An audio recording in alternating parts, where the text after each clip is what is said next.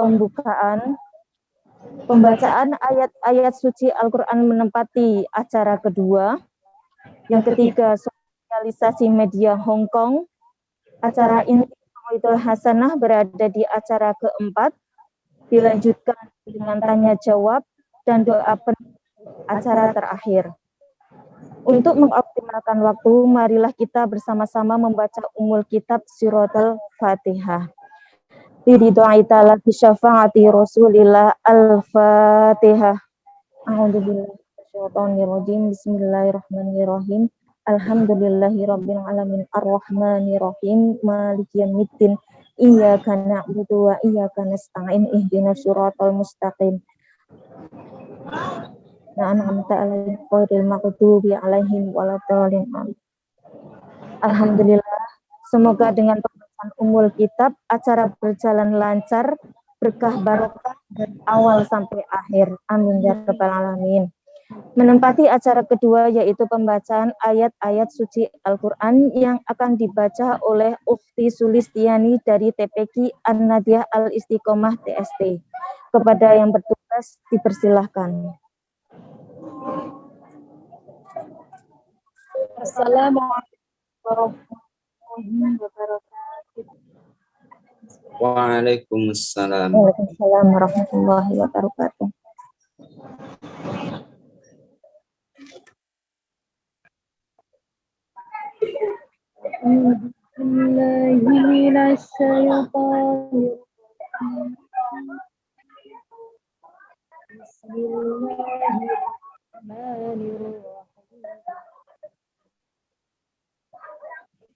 Oleh Isa bin Maryam anzil alaina ma'idah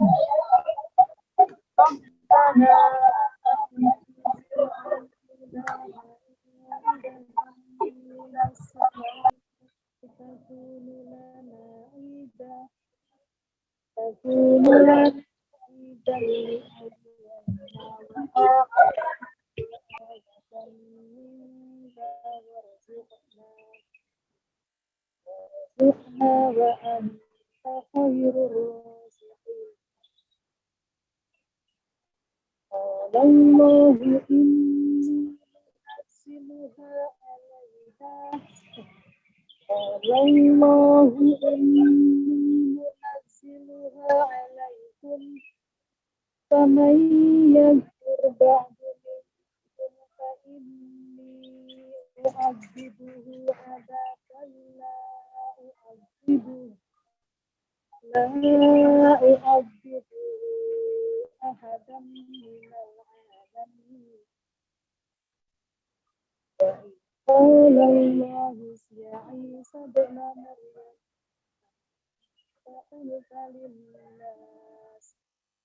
أأنت قلت للناس اتخذوني وأمي إلهين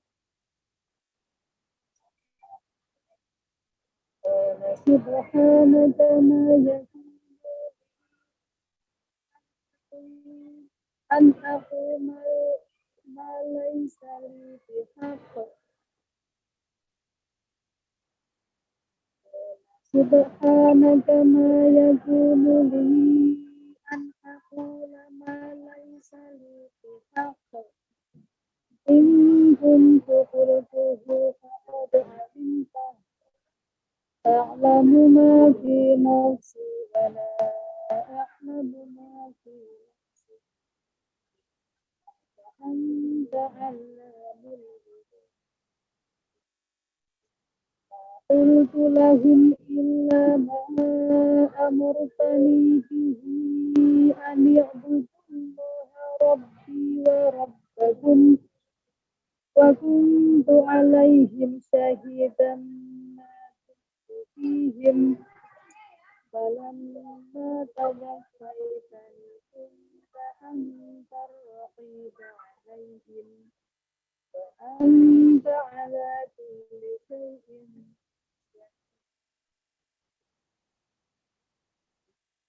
عذبهم فإنهم عبادك وإن واستغفر لهم فإنك أنت العزيز الحكيم قال الله هذا ينفع الصادقين صدقهم لهم جنات تجري من تحتها الأنهار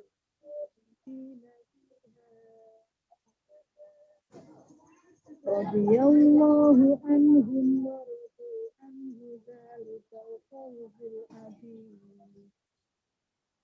لله ملك السماوات والأرض وما فيهن من كل شيء قدير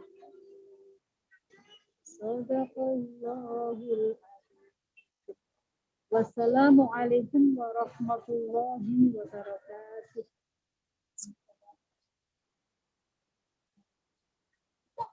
Waalaikumsalam warahmatullahi wabarakatuh. Alhamdulillah.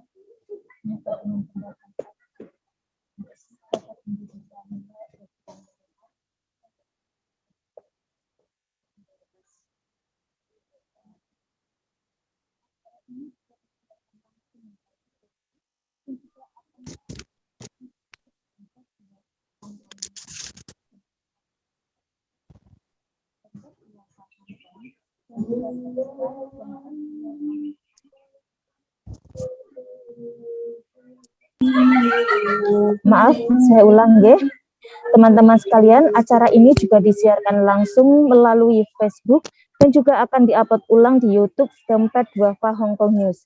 Jangan lupa untuk like fanpage Facebook Dompet Duafa Hong Kong dan juga subscribe Dompet Duafa Hong Kong News untuk mendapatkan update informasi-informasi bermanfaat dan juga kajian-kajian yang diselenggarakan Dompet Duafa Hong Kong. Okay. Menempati acara selanjutnya yaitu acara inti Mauidhah Hasanah yang akan disampaikan oleh Ustadz Ahmad Pranggono dengan tema Hadis Arba'in nomor 1 dan 2. Kepada beliau kami persilahkan. Monggo Ustadz. Baik, bismillahirrahmanirrahim. Assalamualaikum warahmatullahi ta'ala wabarakatuh. Waalaikumsalam warahmatullahi wabarakatuh.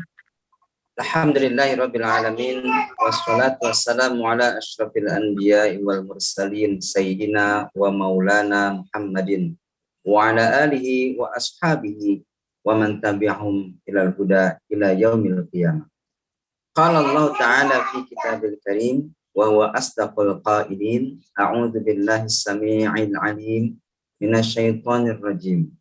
Ya ayyuhalladzina amanu taqullaha wal tanzur nafsum ma qaddamat lighad wattaqullaha innallaha khabirum bima ta'malun. Alhamdulillah siang hari ini saya bisa bermuajah kembali walaupun lewat virtual bersama teman-teman yang ada di Hong Kong ya. Saya kira ini pertemuan yang sangat baik sekali karena kita akan membahas tema yang sangat relevan dengan kehidupan kita. Tema yang sangat tepat sekali untuk kita ulang-ulang lagi. Walaupun di antara teman-teman sudah ada barangkali ya yang sudah mengkaji tentang dua hadis ini, yang sudah juga mungkin hafal dengan dua hadis ini, tetapi tidak ada salahnya kita saling mengingatkan kembali dalam kebaikan. Barangkali ada di antara waktu-waktu ini yang nanti bisa kita ambil hikmahnya. Dua hadis ini sangat relevan dalam kehidupan kita dan ini menjadi hadis yang dianggap sebagai bagian daripada sepertiga ilmu. Saking manfaatnya, saking besarnya kegunaannya, saking berbobotnya hadis ini. Kita akan bahas dua dulu, ya, hadis yang pertama dan hadis yang kedua. Karena saya dengar dari Mas Imam, nanti pertemuan berikutnya kita akan bahas tema yang lain yang akan dibicarakan kemudian. Karena hari ini sudah tersosialisasikan, maka kita akan bahas tetap ya arba'in, tema untuk hadis pertama dan hadis yang kedua. Hadis yang pertama ini adalah diriwayatkan oleh dari jalurnya ya, jalurnya dari Yahya bin Sa'id al-Ansari, dari Muhammad bin Ibrahim at-Taimi, dari Alqamah bin Abi Waqqas al-Laitsi, dari Umar bin Khattab radhiyallahu anhu, dari Rasulullah sallallahu alaihi wasallam. Bunyi hadisnya ada yang biasanya hafalnya setengah, ada yang biasanya hafalnya full. Kalau hafalnya setengah, bunyi hadisnya adalah innamal a'malu binniyat wa innama likulli imri'in ma nawa. Innamal a'malu, sesungguhnya setiap amal, semua amal-amal ibadah binniyat, dengan niat-niatnya. Wa innama likulli imri'in, dan sesungguhnya setiap orang manawa, akan mendapatkan apa yang diniatkannya. Paman, maka barang siapa kanat hijratuhu, hijrahnya ilallahi wa rasulihi, untuk Allah dan Rasulnya, fa hijratuhu ilallahi wa rasulihi, maka hijrahnya akan mendapatkan pahala dari Allah dan Rasul. Paman kanat hijratuhu, dan barang siapa yang hijrahnya di dunia yusibuha, untuk mendapatkan dunia, kehidupan dunia, awim ro'atin yang kihuha, atau perempuan yang akan dia nikahinya, fakanat hijratuhu ilama hajaru ilaihi, maka dia akan mendapatkan pahala hijrahnya apa yang diniatkannya tersebut. Nah, jadi tema kali ini yang pertama, bab pertama adalah tentang pentingnya niat. Hadis ini kalau secara takhrijul hadis, ilmu takhrij hadis, secara sanad hadis ini masuknya kategori hadis ahad, atau juga ada yang juga menyebutnya hadis gharib. Kenapa? Karena hanya diriwayatkan satu jalur yang tadi saya bacakan di depan tuh. Jadi riwayat dari Umar bin Khattab terus ke bawahnya itu hanya satu jalur. Berbeda dengan hadis ajiz atau hadis mutawatir. Kalau hadis mutawatir itu banyak jalurnya, bahkan lebih dari 3 jalur. Nah, hadis ini itu hanya satu jalur saja, dari jalurnya Umar bin Khattab. Tidak ada jalur yang lain. Jadi kalau secara matan hadis, secara takhrijul hadis, hadis ini termasuk hadis ahad. Tetapi para ulama sedunia, para ulama di seluruh zaman sepakat kalau hadis ini adalah hadis sahih secara matan. Oleh karena itu, karena sahih, maka Imam Al-Bukhari memasukkan hadis ini di dalam kitab Sahih Al-Bukhari.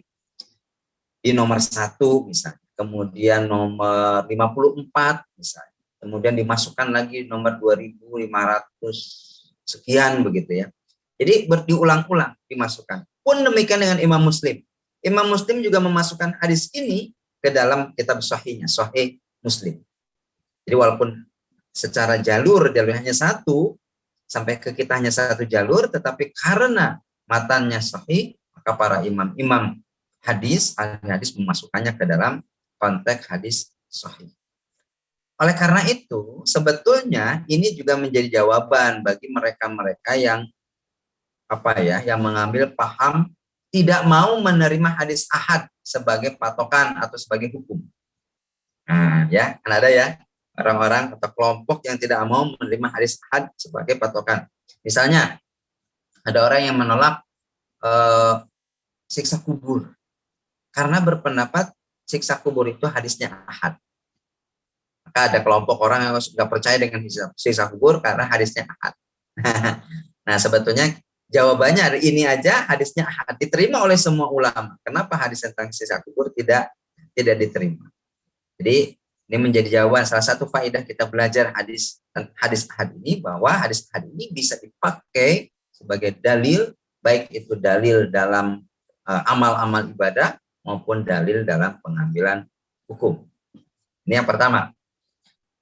Nah, yang kedua, ini sebetulnya hadis ini kenapa menjadi hadis yang nomor 1? Kenapa nggak hadis yang lain? Kenapa ini hadisnya ada nomor 1? Ini karena ternyata ya para ulama, misalnya Imam Abdurrahman bin Al-Mahdi misalnya, itu beliau yang mensyarah kitab Arba'in An-Nawawiyah, itu beliau mengatakan bahwasanya setiap pengarang, penulis buku itu selayaknya menjadikan hadis ini yang paling utama. baik itu dituliskan dalam hadisnya, dalam karyanya, maupun dimasukkan diniatkan di dalam hati, maupun menjadi nilai dalam hatinya. Kenapa? Karena semua niat itu sesungguhnya harusnya lillahi ta'ala. Jadi kalau ada orang menulis buku, orang melakukan ibadah, hadis ini harus dipegang duluan. Supaya apa? Supaya muncul dari dalam dirinya niat ikhlas lillahi ta'ala. Makanya hadis ini kemudian setelah innamal a'malu binniyat wa innama likulli imri'in ma nawa, dan setiap orang akan mendapatkan apa yang diniatkan. Bisa jadi kelihatannya amalnya amal akhirat. Tetapi kalau niatnya untuk mendapatkan dunia, maka dia menjadi amal dunia. Contoh, sholat. Niatnya, sholat ini kan amal akhirat ya. Sholat misalnya. Sholat itu amal akhirat. Tetapi ada orang yang niatnya, saya sholat pengen dilihat orang supaya kelihatan solehnya. Maka yang asalnya amal akhirat menjadi amal dunia. Dan orang tersebut akan mendapatkan apa yang diinginkannya. Dengan gimana? Dia akan mendapatkan pujian dari orang yang melihatnya. Tapi hanya itu aja, tidak menjadi amal akhirat. Atau sebaliknya, amal dunia, yang nampaknya amal dunia itu bisa menjadi amal akhirat. Kalau niatnya menjadi amal akhirat. Contohnya para bidadari surga ini niat untuk berangkat ke negeri seberang, ke negeri beton ya, negeri 1000 beton adalah niatnya untuk membantu keluarga, misalnya ya, membantu keluarga, menyekolahkan anak-anak. Maka niat ini akan menjadi nilai pahala di sisi Allah Subhanahu wa ta'ala, walaupun nampaknya sedang mencari kehidupan duniawi. Oleh karena itu, pesan yang kedua yang mau disampaikan dalam hadis ini adalah setiap orang perlu men-set up, perlu men-setting, perlu memasang niatnya lagi, dan lagi. Karena bisa jadi niat awal bisa bergeser, niat awal bisa berubah, niat awal bahkan bisa berganti. Makanya dalam kitab Safinatun Najah, definisi niat itu adalah qasdu syai'i bi fi'lihi. Menyengajakan melakukan sesuatu bi fi'lihi, dengan langsung mengerjakannya. Jadi kalau ada orang ya, saya niat mau sedekah. Niat doang tanpa langsung dikerjakan, maka itu belum menjadi niat. Baru ngomong doang tuh. Karena dalam definisi dalam kitab tadi Safinatun Najah itu qasdu syai'i bi fi'lihi, muqtarinan bi fi'lihi. Ingin melakukan sesuatu muqtarinan bi fi'lihi, dengan langsung mengerjakan, dibarengi dengan mengerjakan. Jadi kalau baru ngomong doang, niat doang, itu belum dicatat apa-apa. Nah, makanya ketika kita misalnya mau sholat ya, mau sholat, kita niat sholat, sholli fardhu zuhri misalnya. Kemudian saya itu baru takbir Allah. Nah, kalau dalam kitab Safinatun Najah dikatakan ya, wa mahalluhu fil qalbi, tempat niatnya ini adalah di hati. Wa talaffuz bihi sunnah, dan melafalkannya sunnah. Jadi kalau usolli itu niatnya sebetulnya melafalkan, niat itu hukumnya sunnah. Yang wajib itu di hati. Jadi ada orang yang tidak melafalkan, ada orang yang melafalkan, itu sebetulnya bagian daripada sunnah saja. Tapi sama-sama semuanya wajib melakukan niat. Nah, maka pentingnya niat adalah mencetak kembali, melatih kembali, meluruskan kembali niat-niatnya, karena bisa jadi lagi kita mengerjakan niatnya awal lurus lillahi ta'ala, tetapi pada kenyataannya di tengah jalan berubah. Nah, ini yang perlu diwaspadai. Karena apa? Karena kita akan mendapatkan apa yang diniatkan. Oleh karena itu, kemudian hadis ini menyitir kejadian di waktu itu, yaitu ada orang ya, faman kanat hijratu ilallahi wa rasulihi, ada sahabat yang hijrahnya karena Allah dan Rasulnya, maka mereka mendapatkan pahala dari sisi Allah dan Rasulnya. Tetapi ada orang, ya, wa man kanat hijratuhu lidunya yusibuh. Ada orang yang hijrahnya ingin mendapatkan keuntungan duniawi. Atau awimruatin yang kihuha, atau perempuan yang ingin dia nikahi.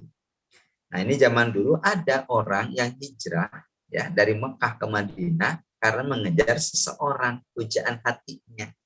Nah, dalam kisahnya perempuan ini namanya adalah Ummu Qais. Nah, Ummu Qais ini perempuan cantik di zamannya dan dikejar-kejar oleh lelaki yang menginginkannya. Ummu Qais ini hijrah ke Madinah, lalu dikejarlah oleh orang lelaki ini. Maka orang yang lelaki ini dikejar, dilandih, disebut oleh sahabat-sahabat yang lain dengan muhajir Ummu Qais. Orang yang hijrah, ngejar-ngejar Ummu Qais. Akhirnya apa? Ya, dia dapatkan Ummu Qais saja. Dia nikahi akhirnya, tetapi hanya mendapatkan itu saja. Tidak mendapatkan pahala dari Allah dan Rasulnya. Karena memang niat awalnya untuk mengejar itu. Maka teman-teman sekalian, itulah kenapa kemudian misalnya Imam Asy-Syafi'i, ya, kemudian Imam Hambali, kemudian Imam Hanafi menyebutkan bahwa hadis tentang niat ini sama dengan sepertiga bobotnya, ya, dari ilmu agama. Jadi orang yang menguasai ilmu tentang hadis ini, tentang pentingnya niat ini sama dengan menguasai sepertiga agama. Kenapa? Karena sangat penting. Maka kita nih pergi keluar rumah mengerjakan sesuatu. Kalau niatnya ada niat untuk lillahi ta'ala, itu akan menjadi amal. Niat mengut sampah di tempat umum, ya. Padahal itu kan sepele saja, ya. Kalau kita lihat amal sepele. Mengut sampah ditaruh di tempatnya. Itu sebetulnya kalau kita niatkan, ya Allah, ini adalah sampah, ya. Padahal bumi ini milikmu, ya Allah. Harusnya kita memelihara bumi ini. Saya akan pelihara bumi ini dengan cara memelihara kebersihan. Itu luar biasa. Bisa jadi gara-gara niat itulah yang akan memasukkan kita ke dalam surganya Allah Subhanahu wa Ta'ala. Nah, jadi niat ini sangat penting, ya. Dan kemudian di sini juga kita akan ada kaidah tentang hijrah. Sekarang kan banyak tenar, ya, komunitas hijrah. Ini komunitas apa sih sebetulnya? Apa sih maksudnya hijrah? Nah, hijrah itu sebetulnya ada beberapa, ya. Pertama adalah bagi tiga, ya, hijrah itu. Misalnya menurut Syekh Utsaimin, hijrah itu bagi tiga. Yang pertama adalah hijrah tempat. Jadi orang yang pindah dari satu tempat ke tempat yang lain. Itu adalah hijrah tempat. Misalnya orang yang pindah dari satu tempat itu nggak kondusif untuk misalnya membangun rumah tangga, nggak kondusif untuk anak-anak misalnya, karena lingkungannya udah sangat rusak, maka dia pindah ke tempat lain yang lebih kondusif. Itu bagian daripada hijrah tempat. Yang kedua adalah hijrah amalan. Hijrah amalan yaitu orang yang meninggalkan sesuatu yang Allah larang karena kemaksiatan atau kefasikan. Jadi misalnya ada orang yang biasa dulu minum minuman keras. Lalu kemudian dia tinggalkan itu, nah sekarang minumannya teh manis. Nah, itu berarti adalah hijrah amalan. Ada orang yang dulunya merokok, sekarang sudah tidak merokok, maka orang itu sudah hijrah amalan. Dulu orangnya nggak sholat, sekarang sholatnya tepat waktu. Nah, maka itu termasuk daripada hijrah amalan. Ini yang kedua. Yang ketiga hijrah pelaku, yaitu orang yang menjauhi orang yang terang-terangan berbuat maksiat dengan dia menginginkan maslahat yang lebih besar. Jadi kita meninggalkan seseorang, ya, karena orang ini mengajak kita kepada kemaksiatan. Jadi kita tinggalkan. Nah, itu adalah hijrah pelaku dan itu boleh. Jadi kita misalkan berteman tapi temannya itu ngajak-ngajak maksiat, ngajak-ngajak nggak benar, ngajak-ngajak boros gitu, ya. Ya udah kita tinggalkan. Nah, itu bagian daripada hijrah yang ketiga, yaitu hijrah pelaku. Nah, maka dari ini sebetulnya nampak, ya, bahwa para ulama menjadikan ujung akhir itu tergantung di awal. Jadi pahala akhir mau jadinya mau seperti apa, itu tergantung di awal. Maka pentingnya ulama-ulama kita melakukan talafuz bin niat, melafalkan niat. Untuk apa? Untuk agar kita mantap. Ya kan? Karena kalau dalam hati aja, Bismillahirrahmanirrahim, saya niat puasa misalnya. Dalam hati aja nih, nggak ditalafuzkan, nggak dilafalkan, nggak dibilangkan, nggak diucapkan. Itu kurang berkesan ya, kurang berbekas, kurang mantap. Maka ketika niat itu diucapkan, itu sebetulnya kita sedang memasang dari vibrasi suara itu ke dalam seluruh tubuh untuk menjadikan nanti akhirnya seperti yang kita niatkan di awal. Nah, maka ulama membahas tentang niat ini sangat penting sekali. Makanya orang-orang yang punya niatan-niatan baik ya, ataupun orang-orang yang punya niatan-niatan buruk itu akan diberi pahala sesuai dengan apa yang diucapkannya. Nah, maka teman-teman sekalian, pada kesempatan yang berbahagia ini kita perlu mengulang kembali niatnya. Mengulang kembali niatnya agar selalu patokan kita, landasan kita adalah lillahi ta'ala. Walaupun nampak zahirnya adalah perbuatan duniawi saja. Ke pasar misalnya. Ke pasar kan perbuatan duniawi. Tapi kita niatkan, ya Allah saya ke pasar ingin mencari makanan yang halal dan thayyib. Coba. Pekerjaannya ke pasar. Tapi diniatkan mencari makanan yang halal dan thayyib. Pekerjaan ke pasar itu bisa mendapatkan pahala yang berlipat ganda karena orang yang beriman diperintahkan untuk makan makanan yang halal dan thayyib. Pergi jalan-jalan misalnya, saya pengen ziarah ke makamnya Sa'ad bin Abi Waqqas, ya kan, menziarah nih. Ada orang yang ziarah, saya pengen jalan-jalan aja, bukan ziarah. Saya pengen jalan-jalan aja, belanja, ngabisin uang, lihat-lihat kayak gimana sih makamnya. Tapi ada orang yang niatnya saya pengen ziarah, jalan-jalan, belanja itu sambilan aja. Tapi niat utama saya adalah ziarah, bacain doa kepada orang yang sudah meninggal, mudah-mudahan dapat berkah. Kemudian kita membaca sejarahnya, bagaimana perjuangan mereka, dan kita mengikuti jalan perjuangan tersebut. Lihat, amalnya sama, tapi niatnya beda. Maka bisa jadi hasil ujungnya pun berbeda. Maka sebelum kita melakukan sesuatu, anggaplah perbuatan itu sudah selesai dengan cara melakukan niatnya yang baik. Nah, dengan niatnya yang baik itu akan memberikan dampaknya adalah lillahi ta'ala. Kamari ini yang belum niatnya lillahi ta'ala, yuk kita sama-sama niatnya lillahi ta'ala dalam semua amal perbuatan kita. Dalam semua amal perbuatan kita, baik yang kecil maupun yang besar, amal ibadah duniawi maupun amal ibadah ukhrawi, agar pada ujungnya Allah meridai usaha kita dan Allah kemudian menurunkan rahmat kepada kita dan akhirnya masuk ke dalam surganya. Amin ya rabbal alamin. Ini hadis yang pertama tentang niat, pentingnya niat. Baik, sekarang kita akan melangkah ke hadis yang kedua. Hadis yang kedua ini lumayan panjang ya. Kita akan coba persingkat. Kita ambil intisari-intisarisnya saja karena memang waktunya juga singkat. Idealnya satu pertemuan satu hadis ini biar pembicaraannya banyak, tanya jawabnya juga banyak. Bainama nahnu, ketika kami julusun duduk-duduk inda Rasulillah, bersama Rasulullah Shallallahu Alaihi Wasallam, data yaumin, suatu hari, idtola'a, tiba-tiba muncul alaina, di depan kami, rojulun, seorang laki-laki, syadidu bayadit thiyabi, pakaiannya putih, bersih, kinclong. Syadidu bayad, putih banget. Syadidus sawadis sya'ri.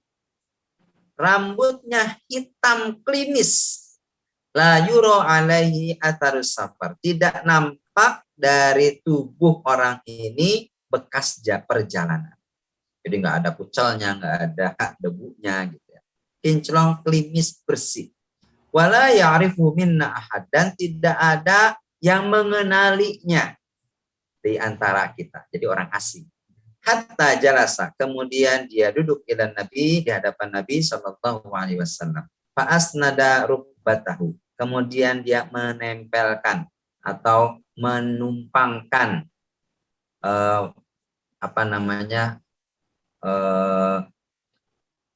betisnya ya, ila rubbati, kepada betisnya Nabi. Jadi nempel, berhadap-hadapan, nempel.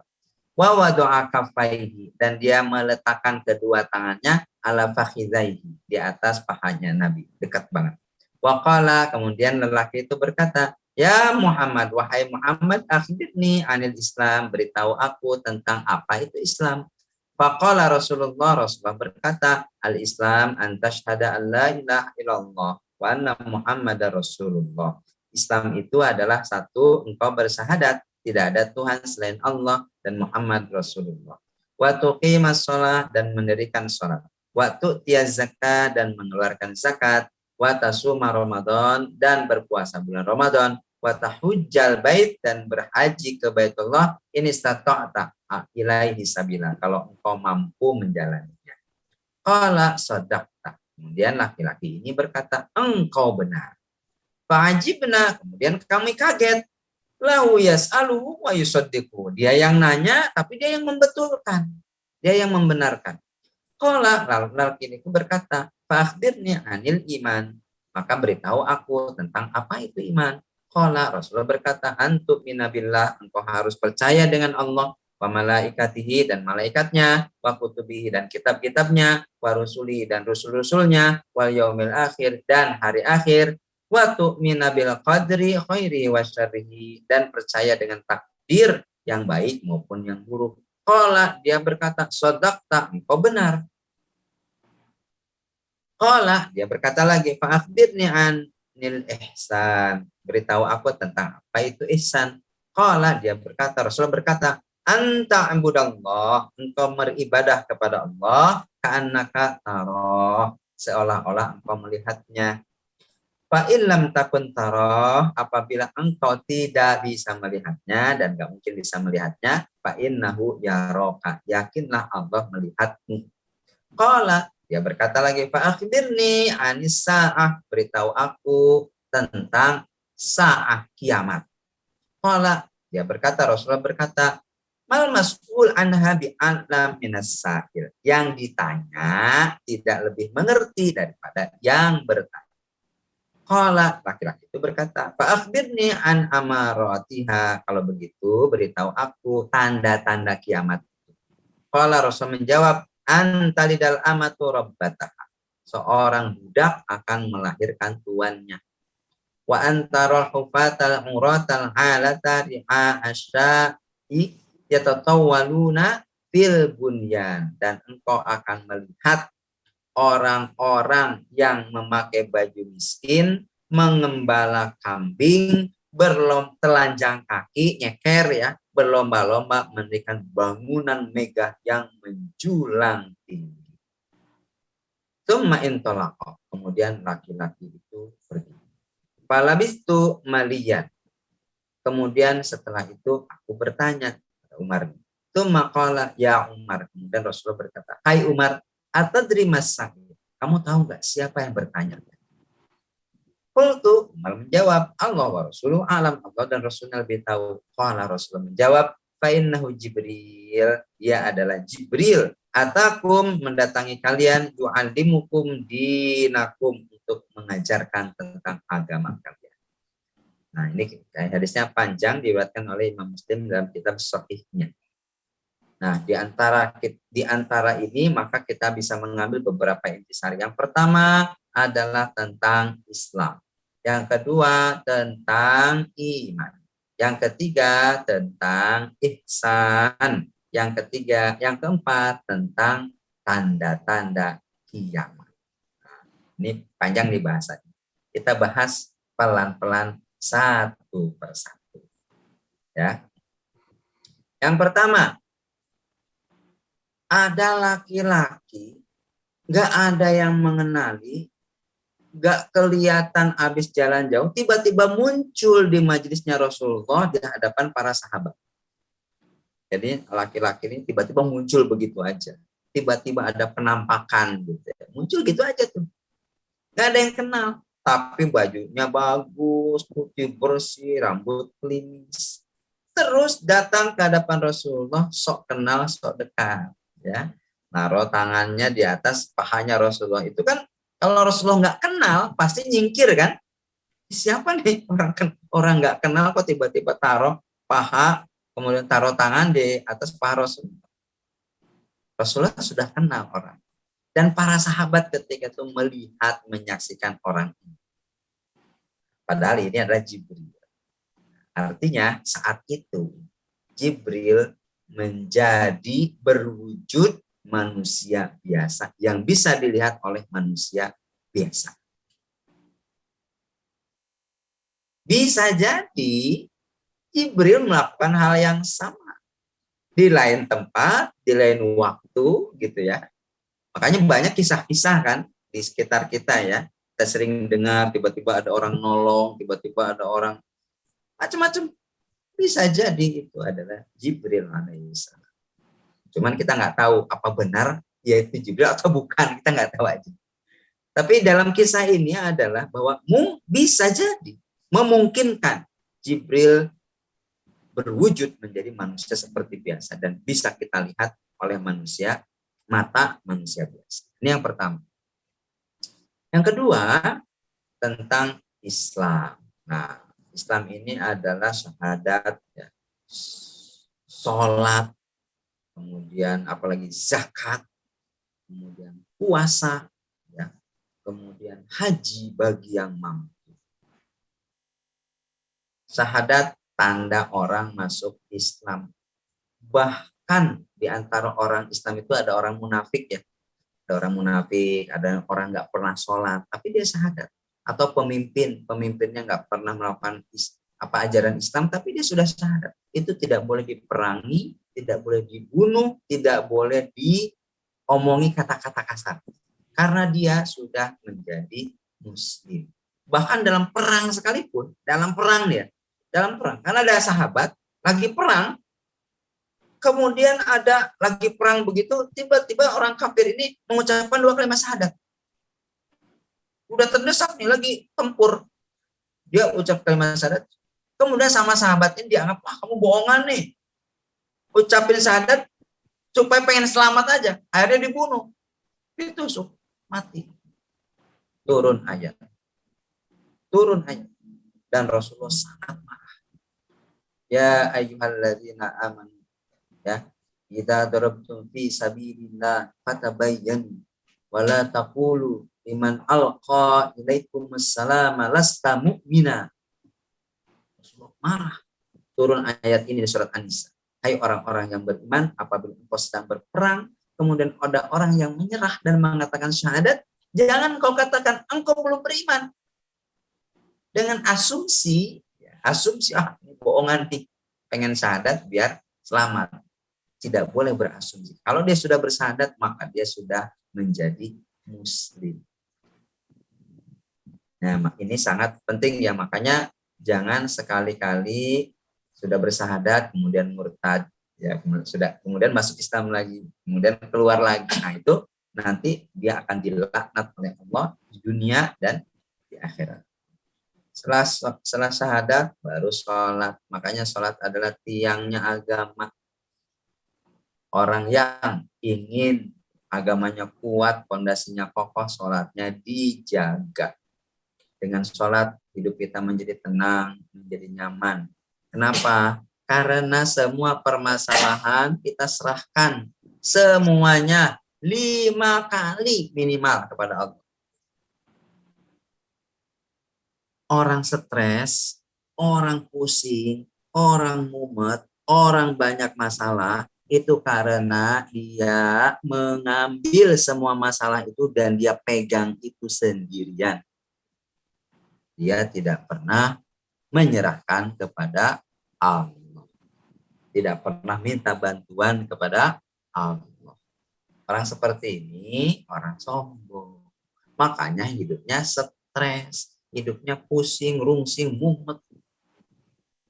Padahal kita, kalau kita sholat, setelah sholat kita berdoa, ya Allah, Engkau maha besar ya Allah. Saya punya masalah ya Allah. Tetapi saya yakin Engkau maha besar ya Allah. Engkau tidak akan memberikan masalah kepadaku melampaui batas kemampuanku. Maka bantulah aku ya Allah untuk menyelesaikan masalahku. 5 kali kita curhat ke Allah. Orang yang sholatnya rajin, sholatnya benar, mereka sholat, insya Allah hidupnya walaupun banyak masalah, tapi dia menjalannya dengan tenang aja. Karena hidup pasti ada masalah. Ya, jangan sampai kita udah bilang, ya Allah saya udah sholat, udah zakat, kok masalah masih ada. Ya iyalah, masalah mah tetap ada. Jangankan kita yang bukan siapa-siapa. Nabi aja masalahnya ada. Nabi Nuh masalahnya sama anaknya. Anaknya bandel, disuruh naik kapal, anaknya kagak mau. Akhirnya anaknya tenggelam. Itu masalah tuh. Nabi Ibrahim masalah dengan gak punya keturunan lama. Ya kan? Lama gak punya keturunan Nabi Ibrahim itu. Akhirnya nikah lagi dengan budaknya. Akhirnya dapatlah keturunan. Dari situlah kemudian lahirlah anaknya yang lain. Gitu. Jadi banyak masalah. Nabi punya masalah. Nabi Yahya punya masalah. Dia kejar-kejar musuhnya, dibunuh, masuk ke dalam pohonnya, digergaji, mati, meninggal. Masalah. Nabi Muhammad SAW, kalau Allah mau nih, Allah mau dalam sekejap itu orang Arab semua jadi Islam semua. Bisa nggak Allah? Bisa. Tapi kenapa Allah bikinnya itu lama banget Islam? Bahkan Nabi Muhammad itu dimusuhi paman-pamannya. Paman-pamannya mau bunuh dia. Abu Lahab, Abu Jahal kan paman-pamannya. Dimusuhi itu Nabi Muhammad. Abu Jahal, Abu Lahab, yang lain tuh. Musuhi. Jadi kalau jangan pernah kita menganggap kita udah banyak amal terus lepas dari masalah. Bukan. Masalah ada, tetapi kita tenang menjalaninya. Karena kita punya Allah.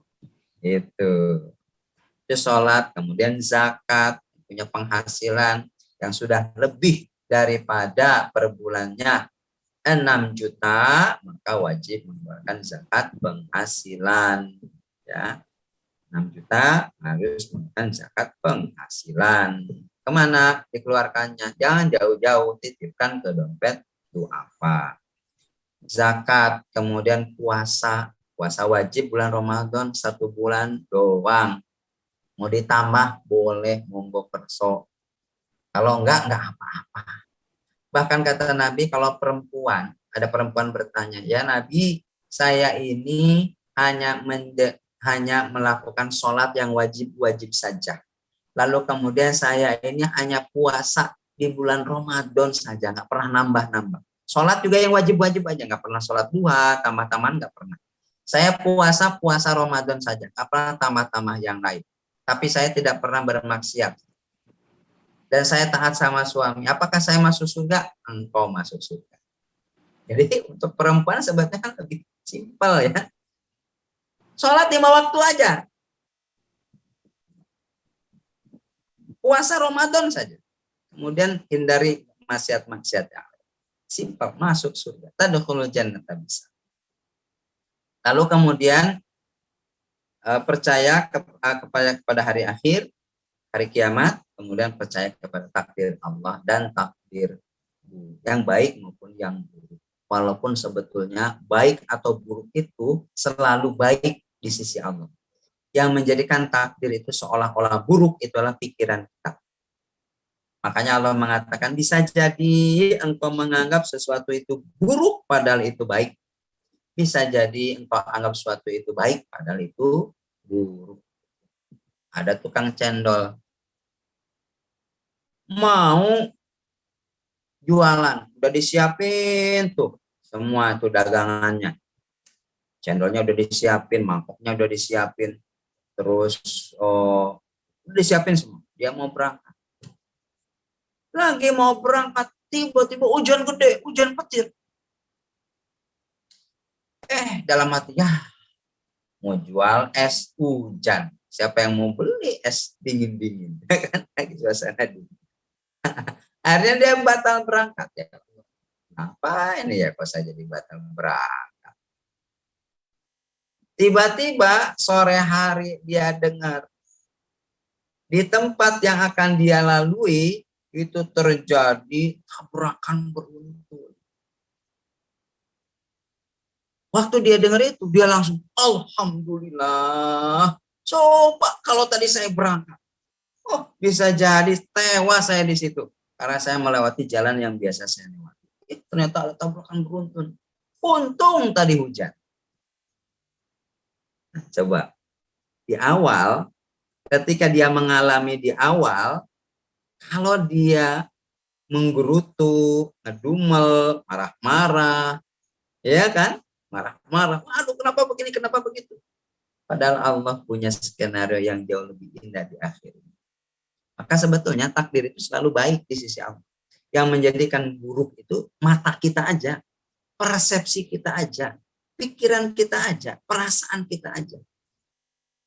Karena Allah itu tidak pernah sekali-kali menzalimi hambanya. Lihat ya, makanya dalam ayat itu, maka Allah liyadzlimahum. Allah semata-mata tidak pernah menzalimi hambanya. Walakin kanu anfusahum yadzlimun. Tetapi mereka sendiri yang menzalimi diri mereka sendiri. Makanya istighfarnya Nabi Adam, Rabbana zalamna anfusana. Ya Allah, kami ini zalim kepada diri kami sendiri. Wa illam taghfir lana wa tarhamna lanakunanna minal khasirin. Nah, jadi hidup itu sebetulnya Allah sudah skenariokan indah.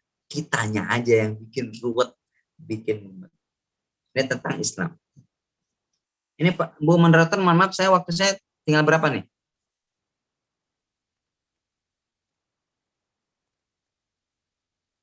Mbak Sulis atau Mbak siapa? Nur?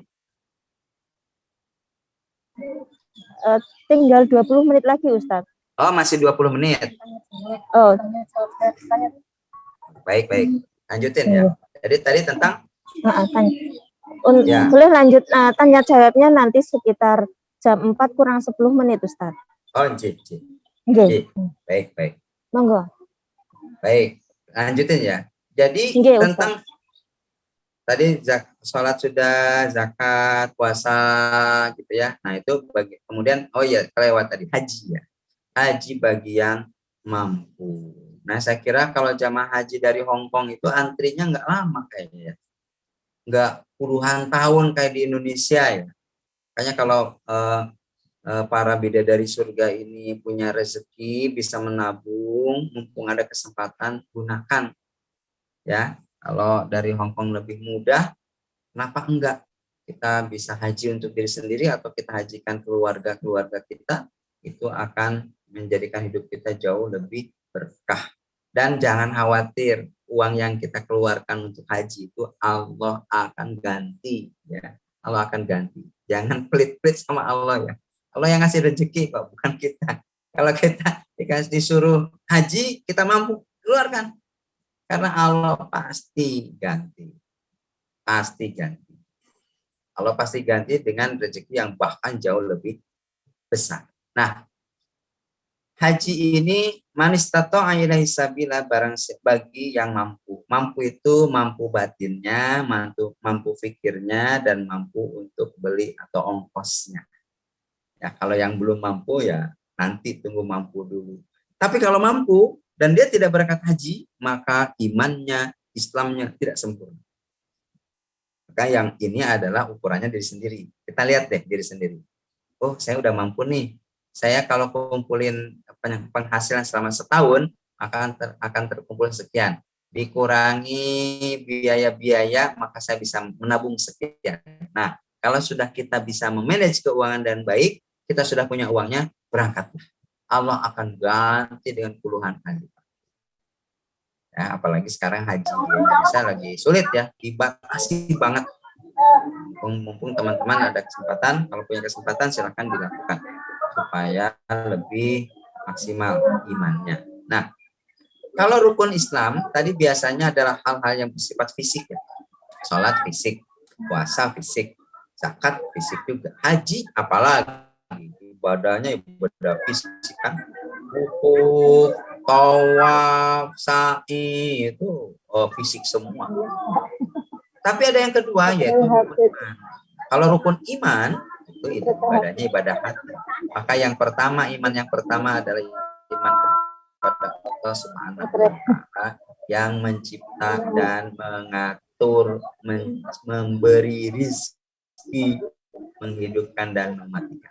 Jadi Allah lah yang mengatur matahari, bulan, bumi, bintang-bintang, bahkan mengatur rezekinya cacing, rezekinya kucing, rezekinya belalang, rezekinya manusia, seluruhnya sudah diatur oleh Allah Subhanahu wa Ta'ala. Karena Allah tidak pernah ngantuk, apalagi tidur.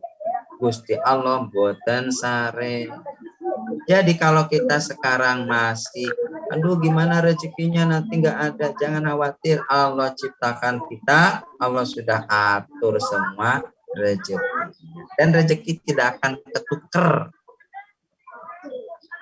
Rezeki nggak akan ketuker. Jangan sampai kita merisaukan rezeki orang lain. Merisaukan rezeki yang diterima oleh orang lain. Kita risaukan, oh si itu kok udah bisa itu ya.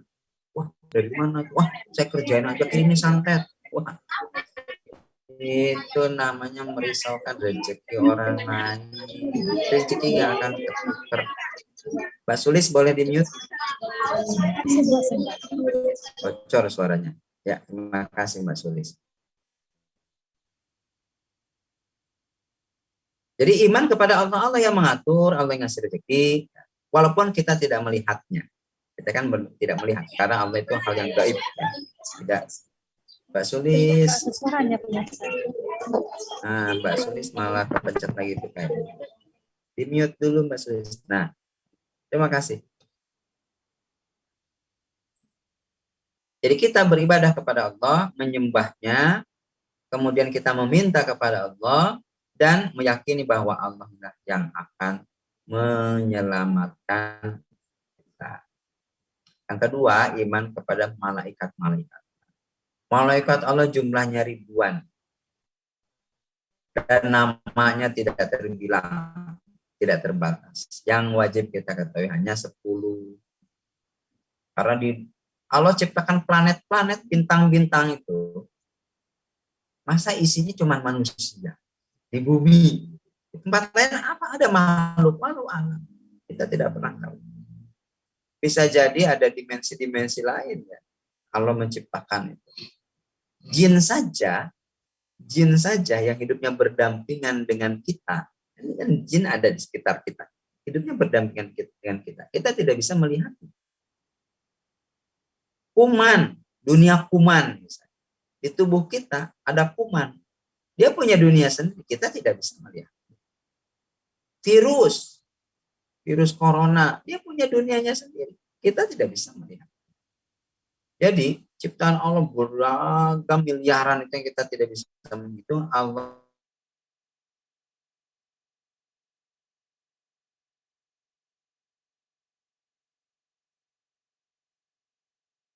itu kerjanya ibadah aja.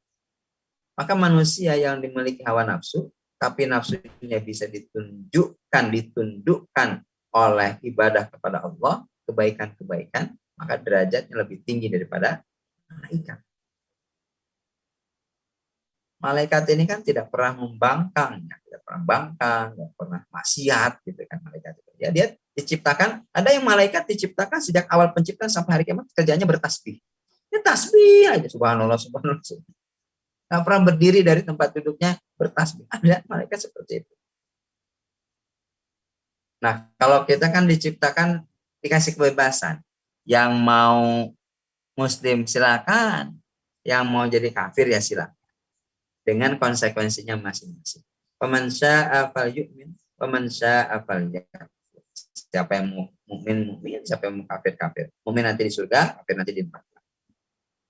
Jadi manusia sebetulnya Allah berikan perangkat dua, kebaikan keburukan, dan Allah kasih akal.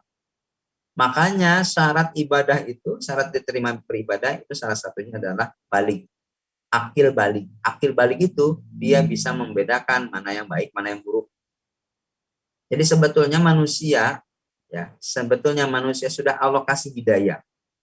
Hidayahnya apa? Akal. Dengan berakallah manusia bisa membedakan mana yang baik, mana yang buruk, mana yang wajib, mana yang tidak wajib, dan seterusnya.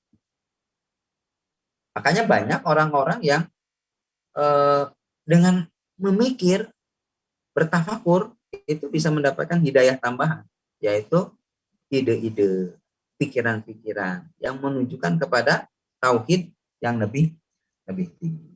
Maka kita sebagai orang yang beriman itu perlu juga menggunakan akal pikiran untuk mendapatkan rahasia-rahasia yang Allah titipkan di langit dan bumi. Nah, malaikat, kemudian kitab-kitab Allah banyak nih yang diturunkan ya. Di antara kitab-kitab juga ada suhuf. Suhuf itu lembaran-lembaran yang diturunkan kepada Nabi Ibrahim dan Musa. Dan semua kitab itu sudah tidak ada. Hanya satu yang eksis sampai hari akhir, Allah jamin tidak akan ada perubahan, yaitu Al-Quran. Dan Al-Quran adalah mukjizat Nabi yang nabi-nabi yang lain tidak menurunkan mukjizat kecuali Nabi Muhammad SAW. Nabi Ibrahim nggak kena dimakan api, tahan api. Nabi Ibrahim aja ilmunya nggak bisa diturunkan kepada anaknya, apalagi kepada umatnya. Nabi Musa bisa belah lautan sekali, itu aja. Ketika dikejar oleh Fir'aun dan pasukan. Setelah pasukan Fir'aun tenggelam, nabinya Nabi Musa iseng-iseng mau nyari ikan, dia belah laut udah nggak bisa lagi. Siapa dikejar itu doang?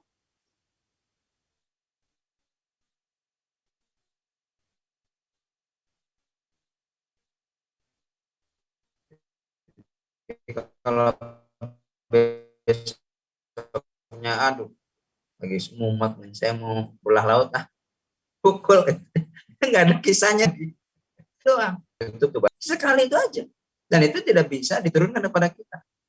Nabi Muhammad bisa apalagi mengeluarkan air dari jari-jarinya untuk para sahabat minum, kemudian dinaungi oleh awan, kemudian makanan yang dimakan nggak pernah habis, dan lain sebagainya, banyak mukjizat Nabi.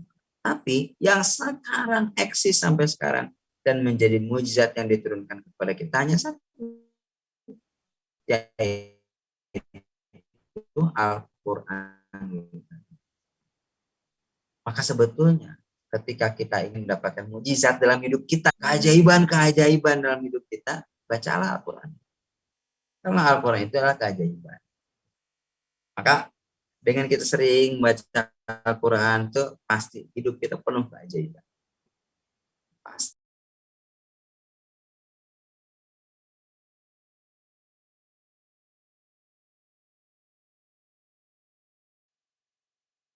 Yang baik dan takdir yang. Nah, setiap kita itu mohon sudah maaf Ustadz. Itu mohon maaf nggih, tadi ada kesalahan pembacaan waktu. Ini sekarang sudah saatnya untuk tanya jawab Ustadz. Bagaimana? Apa masih bisa dilanjutkan atau boleh dibuka itu tanya jawabnya? Oh iya. Loh, iya makanya kok masih 20 menit tuh. Mohon maaf. Iya. Ya, kayaknya kurang minum ya Mbak ya. Ya sudah, silakan kita buka tanya jawab saja karena khawatirnya ada teman-teman pengen bertanya ya. Nanti untuk pembahasannya bisa kita lanjutkan lain waktu. Silakan, saya kembalikan ke Mbak Nur. Monggo. Belum ada yang tanya. Monggo kalau deh. begitu saya yang tanya Ustadz. Iya, monggo kalau ada yang tanya silakan. Bismillahirrahmanirrahim. Ini kan tadi yang nomor pertama itu tentang niat ya Ustadz. Ji. Bagaimana sih itu trik-triknya, tips-tipsnya ataupun tutorialnya itu agar kita bisa menjaga niat Ustadz, agar tidak mudah untuk tergoda apa gitu, tetap dalam ihdinas syiratal mustaqim gitu, Ustadz. Iya. Ya. Kalau kita saya jawab ya, boleh ya? Iya, monggo. Nah, setan itu tugasnya menggoda manusia. Jadi setan tidak akan tinggal diam ketika kita sudah pasang niat. Gitu ya. Kan setelah kita niat, sholat misalnya nih, sholat. Allah, dia niat. Kemudian Allahu Akbar. Kan niat kita adalah lillahi ta'ala. Sampai akhir pengen sholatnya khusyuk, tumanina, dan seterusnya. Gitu kan. Nah setan nggak tinggal diam. Setan bangun tuh. Datanglah pikiran. Aduh ini gimana nih kunci. Taruh di mana tadi ya? Ini tadi masak nih belum dicetekin nih.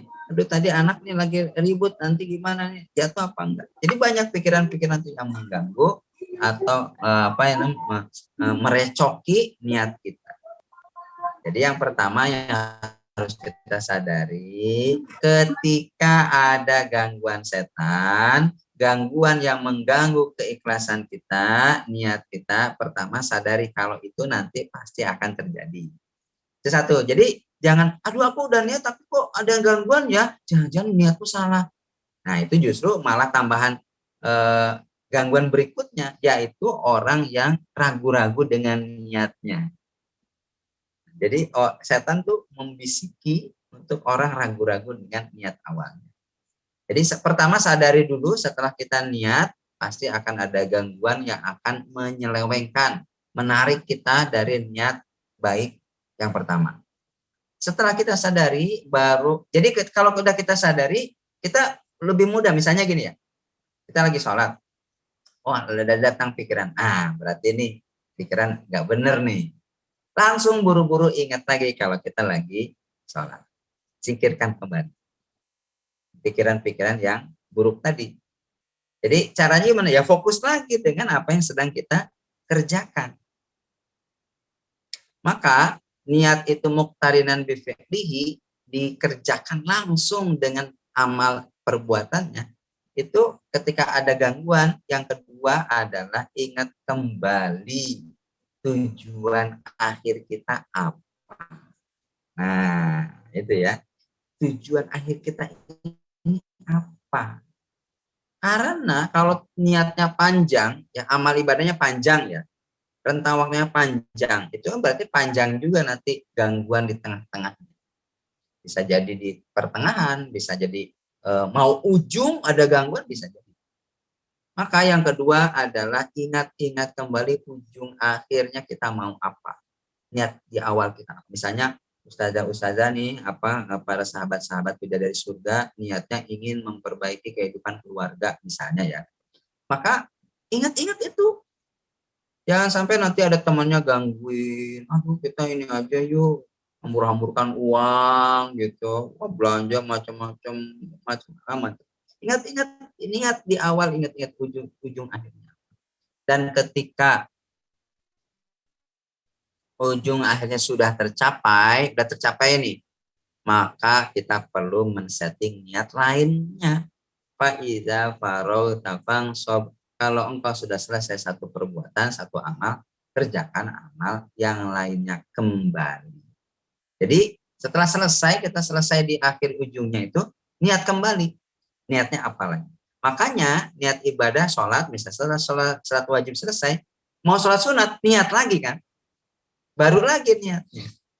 Nah, maka niat itu perlu dipisah-pisah ya. Jangan sampai niatnya gelondongan. Mau kemana? Mau kongkong. Ngapain? Wes pokoknya kongkong. Teman-temanku kongkong kok. Yang sekampung banyak kongkong tuh. Dia mau ngapain? Saya pokoknya kongkong. Itu artinya niatnya ikut-ikutan. Dia nggak punya niat sendiri. Nah ini yang jangan sampai. Makanya kalau kita belum punya tujuan akhir, jangan pernah melangkah sampai niatnya betul-betul kokoh, kuat pancuh, tidak akan bisa tergoyahkan. Itu yang kedua. Yang ketiga, kalau kita melenceng tengah jalan, buru-buru balik. Ya, misalnya kita mau ke taruh, misalnya kita contohnya kita mau ke pasar, kita melangkah 1 kilo, tiba-tiba ada teman ngajakin, sini teman, sini ke rumahku dulu, mampir, gitu ya, mampir ke rumahku dulu. Dia mulai lupa dengan tujuannya, baru mau melangkah ke rumah temennya, dia baru ingat, saya kan mau ke pasar, maaf saya mau ke pasar, saya mau balik lagi ke jalur yang seharusnya, dia balik lagi. Padahal dia sudah melenceng 2 langkah, betul ya, dari jalur aslinya, melenceng. Di kilo yang kedua, nanti ada lagi tukang bubur. Tukang bubur yang lapar, mampir dulu Dia melenceng dari jalurnya tuh, itu tukang bubur. Ya kan? Setelah selesai, iya, saya mau ke pasar. Ya udah, saya selesai nih bayar tukang bubur, saya balik lagi ke jalur pasar, balik ke jalur. Berarti dia sudah melenceng 2 kali dari jalur pertama. Tapi setiap dia melenceng, dia balik lagi. Setiap dia melenceng, dia balik lagi. Maka kalau ditarik garis lurus, pelencengan-pelencengannya itu pada akhirnya tetap lurus juga, betul ya? Pada akhirnya lurus juga.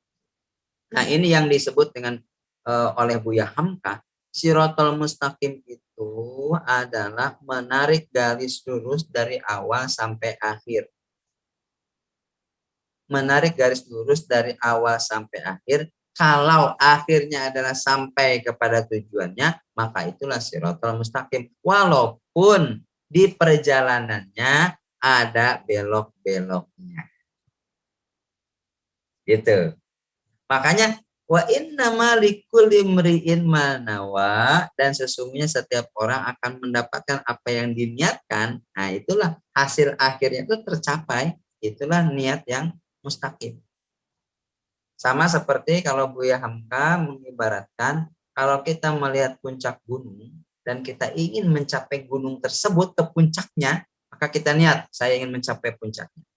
Pas dilakukan, dia kan harus melewati bukit lah, melewati sungai, melewati hutan, dia harus belok dulu karena jalannya terjal, dia harus naik angkot, dia harus daki gunungnya, dia harus mampir dulu karena sudah kemalaman, bikin tenda misalnya. Tapi pada akhirnya nyampe juga di puncak gunung, itulah Shiratal Mustaqim. Maka istiqomah itu adalah menurut Buya Hamka, ketika ada kita melenceng dari jalur yang seharusnya kita telusuri, yang kita jalani, kita balik lagi buru-buru. Itulah ihdinas Shiratal Mustaqim. Jadi ketika ada orang yang mengganggu niat kita, buru-buru kita ingat, niat kita ini, balik lagi. Yang tidak Shiratal Mustaqim itu niatnya sudah mau ke A, tiba-tiba di tengah jalan berubah niatnya menjadi Z. Nah, itu namanya tidak Shiratal Mustaqim, niatnya berubah dan dia tidak mencapai apa yang diniatkan di awal. Nah, maka penting nih men-set up niat. Bisa jadi perbuatan kita yang yang kelihatannya remeh-temeh, tapi justru itu menjadi di sisi Allah sangat berharga. Masih ingat nggak cerita orang yang gemar sedekah, ya kan? Gemar sedekah, tapi ternyata sedekah yang paling berat timbangannya di sisi Allah itu adalah sedekah yang dia keluarkan kepada orang yang kelaparan waktu dia sedang nggak punya uang. Jadi ceritanya, kisahnya dia ini orang kaya gitu ya, kemudian dia bangkrut. Orang kaya tapi sedang bersedekah. Kalau ketika dia bangkrut, dia tetap gemar sedekah. Nah, suatu hari dia udah nggak punya uang, hanya sepeser dia punya uang. Kemudian keluarga udah kelaparan, dia pergi ke pasar beli roti. Pulang dari pasar, ada pengemis bilang, "Pak, saya kelaparan, Pak, saya belum makan 3 hari." Dipoteklah itu, dibagi 2. Waktu dia akan potong, dia ingat, kalau saya bagi 2 ini roti, saya dan keluarga makan apa? Saya juga belum makan. Tapi gak apa-apa lah, bagi aja 2. Nah, dibagilah 2 kepada pengemis, kemudian sisanya dibawa pulang. Akhirnya dia makan sekeluarga itu hanya sisanya saja. Tapi apa yang terjadi? Justru itulah ketika dia bermimpi, dalam mimpinya itu dilihat amal-amalnya diperlihatkan, ternyata yang paling besar itu adalah sedekah yang dia keluarkan waktu dalam kondisi sulit tersebut. Nah, ini hakikat niat. Maka teman-teman sekalian, yang keempat adalah ketika kita ada orang yang mencoba untuk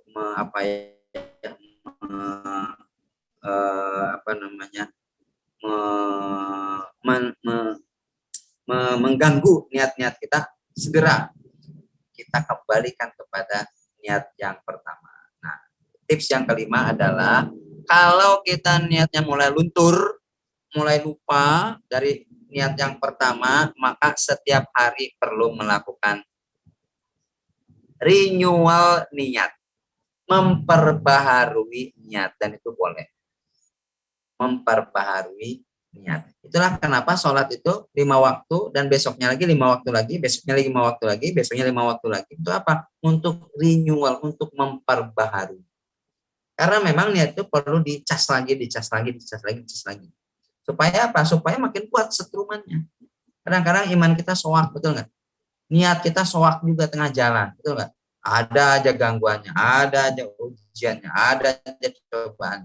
Maka supaya kita nggak soak, kita perlu mencas kembali niatnya, mencas lagi tujuan akhir. Supaya apa? Supaya mendapatkan tujuan dari yang kita harapkan di awal. Jadi cas lagi, perbaiki lagi. Bahkan kalau perlu, saran saya, untuk kita mencapai tujuan akhir kita perlu membuatnya seperti real, seperti nyata. Maka ada teman-teman yang membuat tujuan niatnya itu dituliskan ya dalam sebuah buku, ada tulisan, dan tulisan itu dibawa kemana-mana. Ada yang dituliskan bentuknya gambar, digambarkan, ya itulah niat. Ada yang membuatnya dirangkai dengan kata-kata dan ditaruh di tempat-tempat yang mudah terlihat, entah itu di lemari, entah itu di kaca, entah itu di dompet, entah itu di handphone, sehingga ketika kita baca itu seolah-olah wah kita sedang niat lagi, melihat lagi, oh itu niat. Jadi ketika udah mulai lesu, lemah, mulai loyo gitu ya, lihat lagi niatnya, semangat lagi, supaya kita sampai kepada tujuan kita. 5 tips dari saya, mudah-mudahan bisa kita sama-sama praktekkan. Mudah-mudahan kita semuanya sampai kepada apa yang diniatkan. Wa innama likulli imri'in ma nawa. Wallahu a'lam. Alhamdulillah ini ada yang bertanya, Ustadz, akan tetapi waktu kita sangat terbatas, sudah habis ya. Untuk ukhti yang baru saja inbox yang mau bertanya, boleh silahkan hubungi langsung hotline di nomor 529 82419. Saya ulangi lagi nggih. 529 82419. Insya Allah akan diberi jawabannya dari Ustadz langsung nggih, insya Allah. Menempati acara terakhir yaitu doa Ustadz, monggo Pak Ustadz memimpin doa untuk penutup. Mari kita sama-sama baca salawat dulu ya sebelum kita akhiri pertemuan kita dengan doa. Allahumma shalli ala sayyidina Muhammadin tibbil qulubi wa dawamiha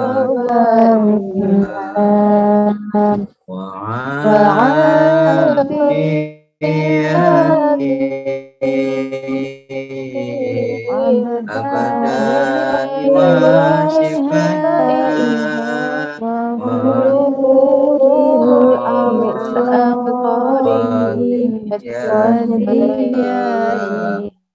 wa ala alihi wa Allahumma shalli ala Muhammad wa ala ali Muhammad. Allahumma inna nas'aluka ridhoka wal jannah. Ya Allah, kami hanya meminta ridho-Mu dan surga. Fa'inna ala dzikrika wa syukrika wa husni ibadatik. Maka bantulah kami untuk selalu zikir kepadamu, dan berbaik-baik dalam ibadah kepadamu, dan menjalankan perintah-perintah. Allahumma la sahla illa ma ja'altahu sahla. Ya Allah, tidak ada yang mudah kecuali Engkau jadikannya mudah. Wa anta taj'alul hazna idza syi'ta sahla. Dan Engkau yang menjadikan semua kesedihan menjadi mudah kalau Engkau menghendakinya. Allahumma innana du'if faqawwina. Ya Allah, kami ini lemah, maka berikan kami kekuatan. Wa innana jahil fa'allimna. Dan kami ini bodoh ya Allah, maka ajari kami. Wa innana faqir fa'aghnina. Dan kami ini fakir ya Allah, maka cukupkanlah hidup kami. Rabbana zalamna anfusana wa illam taghfir lana wa tarhamna lanakunanna minal khasirin. Ya Allah, kami telah menzalimi diri kami sendiri ya Allah. Dan seandainya Engkau tidak berikan kami rahmat, tidak berikan kami kasih sayang, tentunya kami termasuk orang-orang yang merugi. Rabbana atina fid dunya hasanah wa fil akhirati hasanah wa qina adzabannar. Subhana rabbika rabbil izzati amma yasifun. Wassalamun ala mursalin.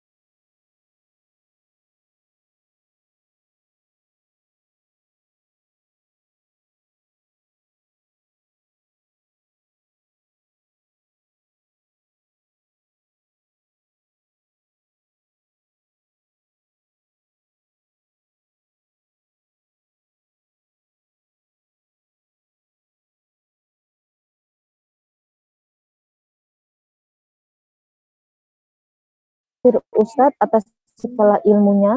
Semoga menjadi motivasi dan menjadikan kita menjadi pribadi yang lebih baik lagi. Amin ya rabbal alamin. Saya selaku host mohon minta maaf apabila ada kurang-kurang atau salah kata dari saya. Kita tutup bersama dengan membaca kafaratul majelis nggih. Bismillahirrahmanirrahim. Subhanakallahumma wa bihamdika asyhadu an la ilaha illa anta astaghfiruka wa atubu ilaik.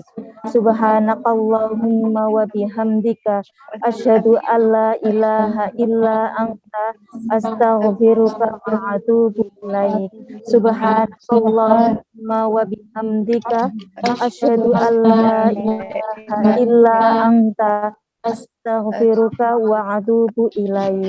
Barakallahu fikum. Wassalamualaikum warahmatullahi wabarakatuh. Waalaikumsalam warahmatullahi wabarakatuh. Assalamualaikum. Waalaikumsalam. Terima kasih Ustaz. Sehat selalu.